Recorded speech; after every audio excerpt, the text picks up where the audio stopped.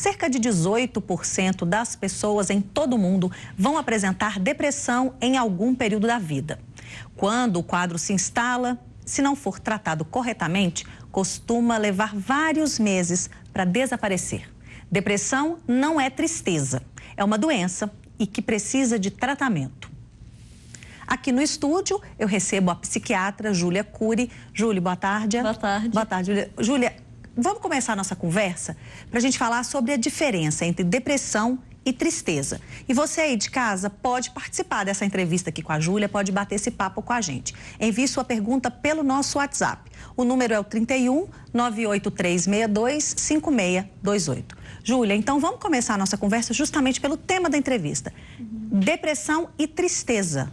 Existe diferença? O que é um, o que é outro? Existe. A depressão é uma doença, a pessoa precisa ficar triste durante quase todos os dias, por pelo menos 14 dias, 2 semanas, e a depressão impacta nas atividades de vida da pessoa. Então, ela tem dificuldade para realizar as atividades que ela realizava antes.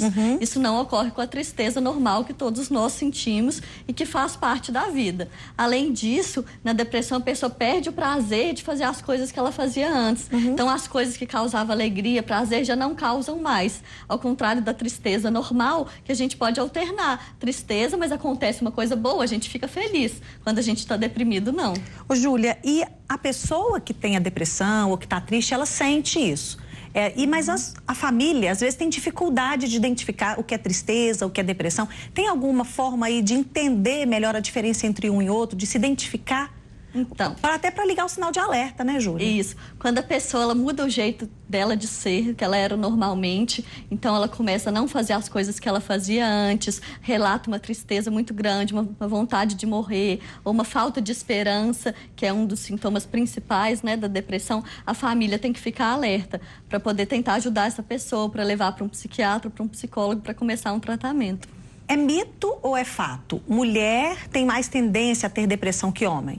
Mulher tem mais tendência a ter depressão do que homem, isso não é um mito, mas também, além de ter uma maior tendência, a epidemiologia é maior do que o que realmente ocorre, a gente acredita, porque as mulheres tendem a procurar ajuda médica com mais facilidade do que os homens. Então, a gente acha que o índice de depressão em homem é um pouco maior do que o relatado, porque o homem tem mais resistência e tem mais preconceito contra o homem deprimido, né?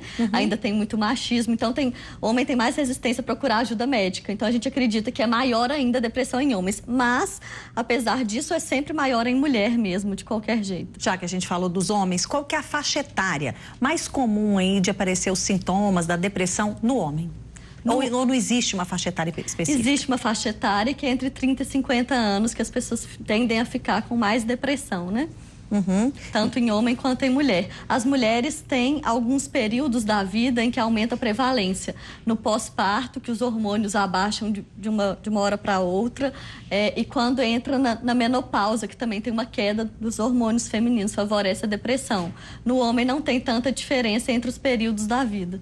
Ô, Júlia, e como tratar essa depressão? É o tratamento médico, medicamentoso, terapias alternativas ajudam, é um tratamento conciliado? Como é que é esse tratamento? O SUS também oferece?